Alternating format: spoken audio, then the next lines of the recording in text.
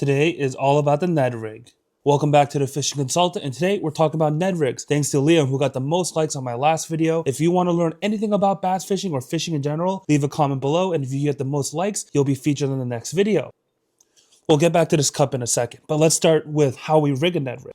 And that starts with baits. And generally, I'm the kind of person that never says you have to use this brand to catch bass. But when it comes to Ned rigs, I do really prefer the Z-Man. Not because Z-Man's better than everyone, but because Z-Man uses elastomer in their baits. It's really stretchy material. And this material floats really well. But another great option is RoboWorm. They make some really great colors. But the RoboWorm, I find, will actually fall over time. The Z-Man is the only bait that will float in that water straight up. And if you see this Ned rig in this cup, this is a Z-Man bait. If I knock it over to one side, it's not going to fall over to the glass. It will always float right back up to the middle. And that's super important for Ned rig fishing. And this water glass test is a great way to test any soft plastic you want to try using on a Ned rig. Put it in a glass and see if it wants to tip over to the sides of the glass. Now let's talk about the hooks. When it comes to hooks, use whichever you like. Honestly, if you have a good floating bait, you can just use a ball head jig. You don't need to get the mushroom heads that Z-Man sells, or you can just buy whichever mushroom heads you can find. And when it comes to the weight of these jig heads, I try to go as light as possible. As heavy as I'm going to go, it's going to be 1/10, which is the size in this bag. However, 1/16 is my preferred weight for a Ned rig. Super light, even if I'm fishing in deep water, because when you're fishing a Ned rig on a light jig head, when this bait is falling down to the bottom, it's going to do a death spiral all the way down. You can get a lot of bites like that. But also having a lighter jig head will help your bait float up straight, but also not run into that issue of getting snagged on everything. And when it comes to rigging a Ned rig, especially these Z-Man plastics, what I'll do before I hook this on, so the hook is going to be in this part of the bait. I'm actually going to stretch out this top part because I want to get a little bit of that salt out, your bait float even higher. But if you don't stretch this bottom part, it gives you a little bit easier of a place to kind of run that hook in. And the big thing with a Ned rig is you always want to make sure you get this bait rigged as straight as possible. You want to have this as straight as possible. So how do we fish a Ned rig? Well, what makes a Ned rig so deadly is this.